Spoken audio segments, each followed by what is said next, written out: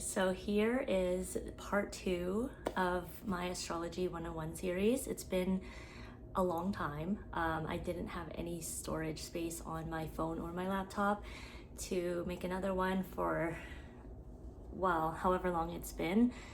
I had to get a new phone and I needed more storage space in order to make this video. So here we are. In part 1, as a recap, I went over the planets and the signs, and in part 2, I'm going to go over the houses. So at the time of your birth, there's programs that calculate where everything was in the solar system and what planets and signs were in certain parts of this chart. So the chart is split up into 12 houses, and so think of it as like slices of a pie, and within each of those slices or in those houses, that's where the planets and signs are going to fall, and that's also going to represent a different part of your life. And so in the first house, this is also called the rising sign or the ascendant sign, and this one is essentially your outer self, your image, how you appear to the world. And a lot of times people call it your mask, but I think a better way to describe it is your filter. So let's say that you're a Pisces sun and a Pisces moon, and then you have a Libra rising. You might feel inwardly like a Pisces. You might have a lot of emotions. You might feel chaotic and ungrounded and very creative and quite sensitive. But then when you express yourself and try to interact with the world outside of you, it's going to be filtered through like a Libra. You're going to come across more with Libra energy, which is more harmonious and even-keeled and cares about keeping the peace in the environment.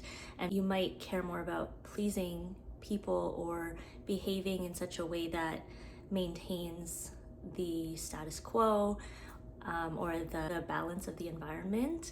But if you were to have, let's say, a Scorpio rising, which is a water sign, and it's very known to be more mysterious and deep and brooding, so that dreamy Piscean energy might actually come off more like emo, or like you're sort of hiding or containing all of the emotions and the chaos that's happening inside. You also view the world through the lens or the filter of your rising sign. And so that's why I like to call it like a filter. It's like the outermost, like your outermost aura. And then we move on to the second house, and that starts to get a little deeper into your life. So now that moves to your value system and your resources and how you make money, and what sort of keeps you grounded and stable, so you can get stability through resources and money, but you can also feel a sense of stability and identity through what you value. And so I have Scorpio in my second house, and I have a lot of planets in my second house, but a lot of the planets can make it feel chaotic and like I'm constantly changing how I feel about the ways in which I want to make money. I'm constantly changing what my values are, and I almost like need to earn money through things that are in alignment with my values. Otherwise, it just feels wrong. And in other cases, if you have multiple planets in the second house, this could also mean that you just think about money a lot, or you really find comfort in physical, tangible possessions, or in accumulating possessions, or maybe you just know how to make money pretty easily. But because for me, I have not only Scorpio energy, but Pluto, it just brings a lot of chaos and a lot of ups and downs in that house for me. So first house is sense of self, second house is money and resources and possessions and values. So we move on to the third house, and the third house is all about communication and sort of your inner circle of people who you directly communicate with on a regular basis, or it could also mean short bursts of travel. And by people, I mean like siblings or friends or neighbors, people who are just like very close to your inner life. And it's all about like mental stimulation and using your voice. So it's ruled by Gemini, and Gemini is a talker, but it's also a thinker. Like it really likes mental stimulation and variety and change. And so the third house represents potentially like how you communicate, or what your relationship is like with your closest friends or your siblings. So let's say you have an earth sign like Taurus in your third house. You probably have just like a very stable, consistent, easygoing relationship with the people in your life, or the way that you communicate. You don't really have like a million thoughts going on in your head all the time. It's probably pretty consistent. Whereas if you had a fire sign or an air sign in the third house, there's probably like a lot of thoughts going on in your mind, but also the way that you communicate is probably a lot more intense, or your relationships might be more dynamic with your friends or your siblings or your neighbors. And maybe you like traveling more and just need more of that mental stimulation. And then we move on to the fourth house, and the fourth house is about family and foundations. So this could be the way that you were raised, or the way that you feel comforted and at home. And it could also be the way that you prefer, like maybe you weren't raised this way, but this is the way that you would want your home life to be in the future. So the fourth house is about home and your roots. And so if you had, let's say, Aries in the fourth house, or a lot of planets in the fourth house, there could have been a lot of activity and a lot of energy and passion at home, or in your home life. Like you want something that's more fun and exciting. Whereas maybe if there was an earth sign in there, it's a much more stable home, like a more disciplined and structured upbringing. It depends on the types of planets that are in that house as well. So this is, again, just very overgeneralized. You can try to interpret it the way that makes the most sense to you. And then we move to the fifth house, and the fifth house is about play and pleasure. Some people say like it's the house of children, but that also means like your inner child as well. So that's why I like to associate it with the house of play, because that is how you tap into your inner child. And so this also can mean dating, like things you like to do for fun, more of that like expansive, joyful kind of energy. That's the fifth house. But it could also be like if there's a lot of things happening in the fifth house in your chart, it could potentially lead to like hedonism, or like not fully growing up, or taking on responsibilities. But whenever this part of my chart gets activated, which is in Aquarius season, that's usually when I do a lot more dating and feel like I'm having a lot more fun and just like more in that romantic mood. So then we move to the sixth house, and the sixth house is more disciplined. It is the house of work and health and just your day-to-day routine. So if you have things that are affecting your sixth house, you might have issues related to your health or your body, or maybe you're struggling with your workplace or colleagues. Let's say things are positively affecting your sixth house. You might be someone who loves to work, and like you really enjoy leveling up at jobs, or you love your daily routine and you need to have consistency every day. But if you have challenging placements in that house, it could be something that's just a struggle, is having that consistent daily routine, or health problems. And then So then we move to the 7th house. It's about relationships beyond yourself. The 1st house is directly opposite to the 7th house. 1st house is you, 7th house is the other. And so this might be more about what you value and look for in others, as a complementary energy to what maybe you don't have as much or you're not as strong in. And so as an example, I have Aries in the 7th house, and I've always been very drawn to fiery people, fiery, passionate, independent people. And it helps me develop that side of myself as well. Oftentimes what we're drawn to in others is like a mirror reflection of what we can also develop in ourselves. And so that's the 7th house is a place to look for where you can become stronger in a sort of weaker part of your personality. But it also could be like the type of people that are really compatible to be in relationship with, and people that maybe just bring more luck into your life. And if you have planets in the 7th house, that likely could mean that relationships are more important to you, or potentially even there's a codependency or a need for companionship.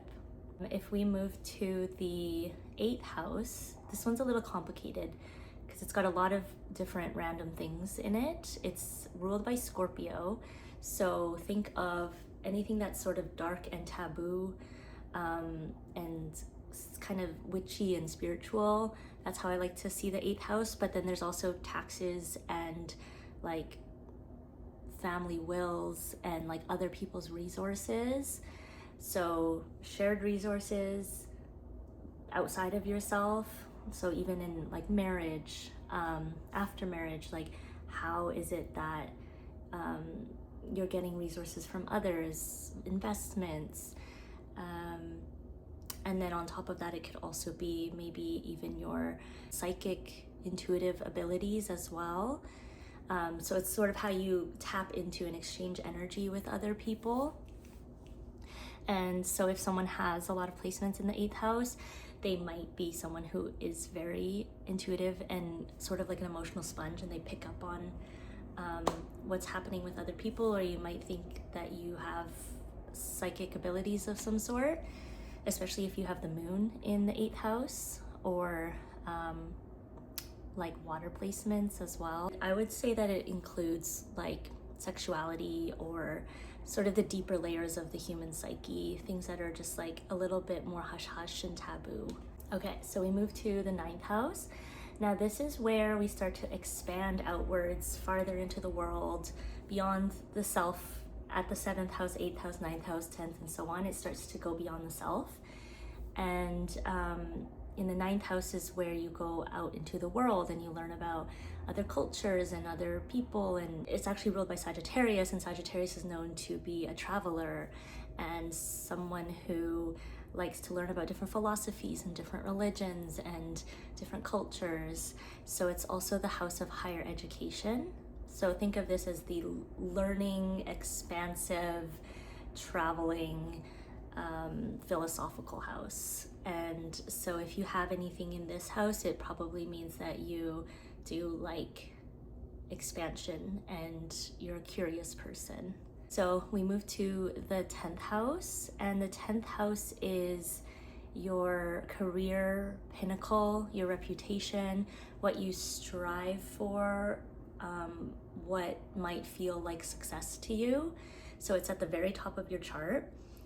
So we started at the 1st house and we go down around, and this is all at the bottom of your chart is yourself, your sense of self, and then above the chart is other people and how you interact with your community and your colleagues and your networks and so on. And so at the very top of your chart is the pinnacle of your career. And so you might have this, like let's say you have Capricorn in the 10th house, you have a lot of ambition, you really need to like climb that ladder and become the boss or work really hard, you really value work, you might really like work or at least making money. Personally, I don't. Like, I have Cancer in my 10th house, and I've always wanted to be a mom. I've always wanted to have kids, and Cancer is like a nurturing energy, and so I would rather like help or nurture people rather than work hard at a job. I do not dream of labor. But if you have like Leo in the 10th house, maybe you desire to be a leader and desire to maybe be in the spotlight or be a performer or just take charge and do things your own way. Okay, so then we move to the 11th house. The 11th house is your social networks and your community. So it's more of the outer network. The 3rd house was your inner circle, and the 11th house is like beyond that. And so it's more of like acquaintances or social media or communities, your maybe a spiritual community or your friends of friends or your clubs that you've joined or so on and so forth. And so your approach to building community or being in community with others, or maybe even your approach to social media, that's going to be likely aligned with the sign that's in that house. And for example, if you have Sagittarius in that chart, you might be like the comedian of your friend group, or maybe you are someone who's very like chaotic and likes to go back and forth between all these different groups and constantly be making friends and going out into the world and going on adventures and doing interesting activities with people. But it doesn't necessarily mean that it's going to be like a super deep or meaningful connections, but it's all about fun and learning things from people and gaining new experiences with people. Okay, so the last house is the 12th house, and this one I've always struggled to put into words because it's more esoteric. It's like the inner world. It's maybe what your spirituality is like, or your inner psyche, the dreams that you have, the things that you've repressed, the things that are hidden, essentially. So things that are unseen are in the 12th house, and these might even be parts of you that you're not even aware of, but maybe other people can pick up on. Or maybe this is the part of you that only comes out under certain circumstances, like stress or healing from traumatic experiences. Or maybe this is like if you have a lot of activity or planets in the 12th house, maybe you are also very psychic and intuitive, and you can pick up on the unseen realm and feel and see things that other people can't feel and see. Or maybe you have a lot of prophetic dreams or very like vivid dreams. So this house I've always found very intriguing, but a little bit hard to pinpoint because of the fact that it is of the unseen realm. And so if you have Virgo, let's say, in the 12th house, you might have this sort of inner perfectionism or this inner critic that really can take over and sort of try to keep your inner psyche very like organized, but it can also be a little critical or skeptical. Okay, so that is the houses from 1 to 12, and it, again, when you see your chart, you'll see exactly which planets and signs are in which houses and how that house is influenced by that energy. So that is part 2 of Astrology 101. Thank you for listening, and please subscribe to my channel to keep up with whatever I decide to talk about next.